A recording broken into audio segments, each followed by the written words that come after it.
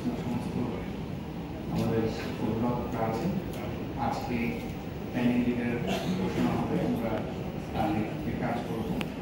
সুমিলিত পরিষদ সংকটে সম্ভাবনায় সবসময় ছিল, আছে, থাকবে। আমরা বিশ্বাস করি আমরা ফারুক হাসান, আমাদের এক্সপ্রেসিডেন্ট ফারুক হাসানের নেতৃত্বে কাজ করেছি। মঞ্চে উপবিষ্ট আমাদের immediate past president Rafiqul Islam সহ আমরা একসাথে কাজ করেছি। সংকটে আমরা দেখিয়েছি যে আমরা সুমিলিত পরিষদ মানুষের কত কাছে গিয়ে সেবা দিতে পারি। সামনের সময়গুলো অনেক অনেক চ্যালেঞ্জিং। আমরা মনে করি স্যালারি নিয়ে যে সমস্ত কথা আসছে, গত স্যালারি বোর্ড বাস্তবায়ন করতে গিয়ে অলরেডি 206টা ফ্যাক্টরি বন্ধ হয়েছে। আমরা খুব জোরালোভাবে অনুরোধ জানাচ্ছি যে এই 206টা ফ্যাক্টরি কেন বন্ধ করবো, এরা কেন বেতন দিতে পারে না, এবং এখনো যে সমস্ত ফ্যাক্টরি বেতন দিতে পারছে না, কি কারণে পারছে না, তার একটা চুলচেরা রিসার্চ করা দরকার।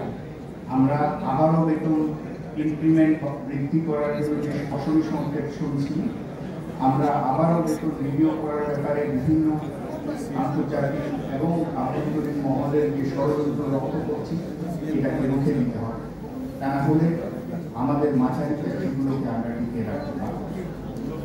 আমি আবারও বলি যে এলডিসি গ্র্যাজুয়েশনকে নিয়ে আমরা সরকারের সাথে কথা বলেছি, এবং এলডিসি গ্র্যাজুয়েশনকে বিছানোর জন্য আমাদের এক্স প্রেসিডেন্ট ফারুক হাসান বলে গেলেন যে এলডিসি গ্র্যাজুয়েশনকে বিছানো দরকার। আমি অলরেডি সেটার অ্যাপ্রোচ লেটার দিয়ে এসেছিলাম। আমরা গত পরশুদিন একটা অনলাইন মিটিংয়ে আমরা যুক্ত ছিলাম, যেখানে আমরা ইউএনসিটিকে বলেছি যে এটা পিছাতে হবে।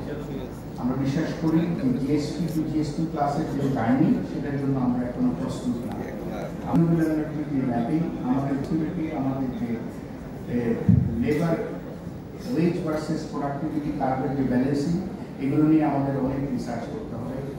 আমরা আমাদেরকে আরো অনেক কাউন্সিল করতে হবে। আমাদের অ্যাসোসিয়েশনের ভ্যালুজ, যেটা যে একজন একজনকে গাইড করা, যে একজনের যে এফিসিয়েন্সি আছে সেটা শেয়ার করা, আমরা চেষ্টা করব।